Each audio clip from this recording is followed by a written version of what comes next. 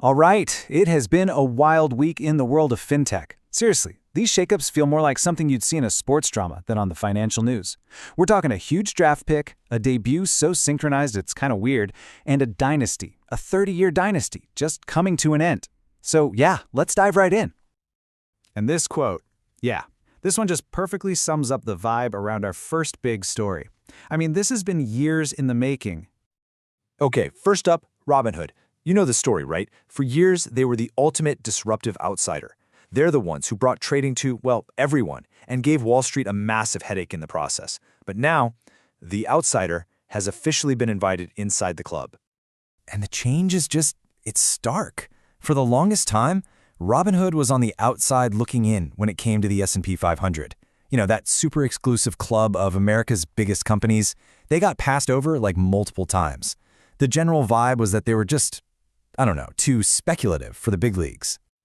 So, that's the big question, right? After all that time, why now? What finally changed? What made the gatekeepers of the S&P 500 finally open the door and let them in? Well, honestly, the answer is pretty simple. They finally checked all the right boxes. See, to get into the S&P 500, you have to meet these super strict rules for things like market cap, liquidity, and most importantly, profitability. And by posting consistent profits, Robinhood basically made it impossible to ignore them. Their financial stability was undeniable. Plain and simple, they earned their spot.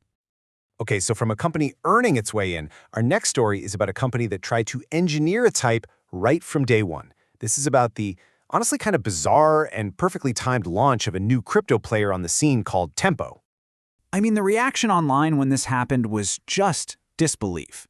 1 minute, crickets, nothing. The next, a full-blown, coordinated social media storm that was so precise, it just felt unnatural. Seriously.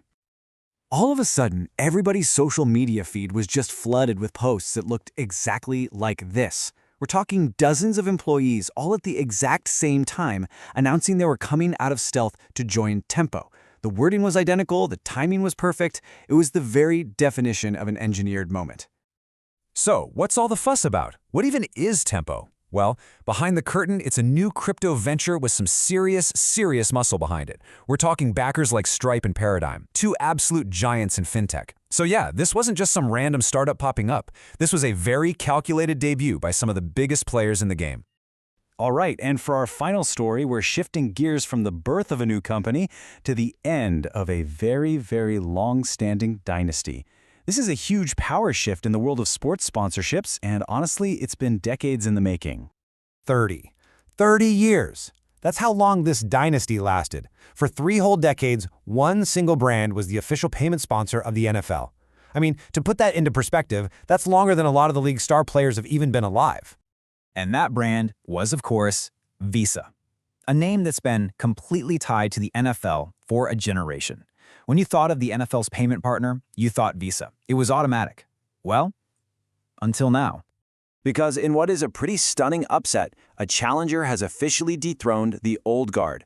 American Express has swooped in and snatched up the sponsorship, ending Visa's incredible 30-year run. This is a huge win for AmEx and a massive change for the league. Now you might be thinking, okay, who cares? It's just swapping one logo for another. And that's a fair question. But these deals are about so much more than just advertising. They're massive statements about market dominance, about brand perception, and about a company's drive to be right at the center of culture. This move, it signals a major strategic push from American Express. Okay, so let's tie this all together. We've got an outsider finally getting legit, a newcomer manufacturing its own hype, and an old dynasty getting toppled. On the surface, they seem like totally separate events, right? But if you look closer, they actually tell one single compelling story about where finance is at today.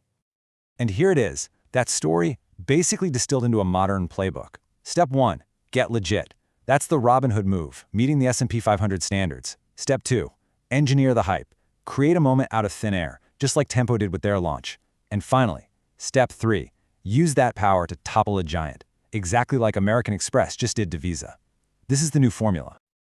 And that really is the big takeaway from this wild week, isn't it?